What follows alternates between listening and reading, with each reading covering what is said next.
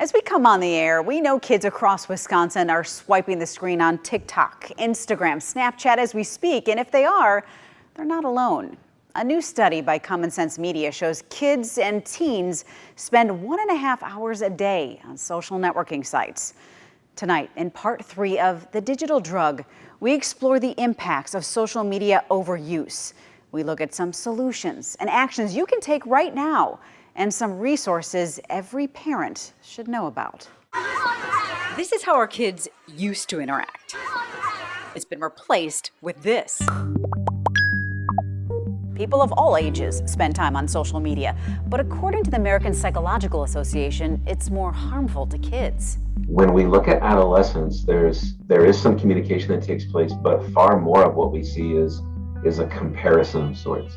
Whether comparing my life to someone else's, comparing how I look to how someone else looks, comparing my reaction to something with how someone else reacts to it. Those comparisons and compulsive clicks have evolved into a real addiction. It's been designed to reinforce very, very strongly and very rapidly and very consistently. It hits those dopamine centers in our brain, the same as it would with any drug that we use to bring about this feeling of kind of getting that fix.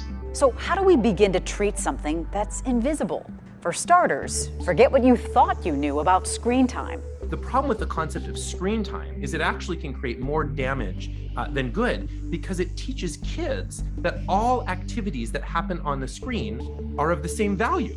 Well, nothing could be farther from the truth. Richard Kalata, CEO of the International Society for Technology, says 30 minutes of video gaming doesn't have the same value as 30 minutes of FaceTime with family or friends.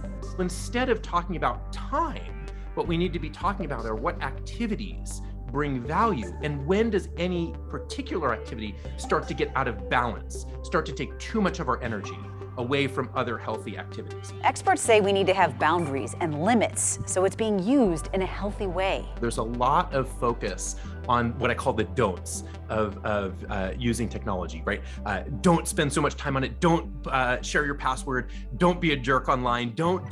It's all these don'ts. We have to flip that and say, here's what it looks like to be safe and healthy and inclusive and collaborative in a virtual space. Kids are going to make mistakes in the digital world, and it's our responsibility to guide them and just to keep having open conversations. Common Sense Media has been a resource for technology education. They give kids the tools to grow up with technology and still have a balanced life. We have a signature digital citizenship curriculum for K-12. It is available at no cost for schools because thanks to our funders, we're philanthropically funded, so it's available for free. Both companies are working with some teachers in schools across Wisconsin, but they say there's still a long way to go. It's up to a district and a school because we don't have a nationally mandated curriculum in this country, but we do see states that are adopting policy and legislation. If we don't embrace smart use of technology, we will have taken away our children's ability to solve problems, because all of the tough problems that we face, that they're going to face in the future,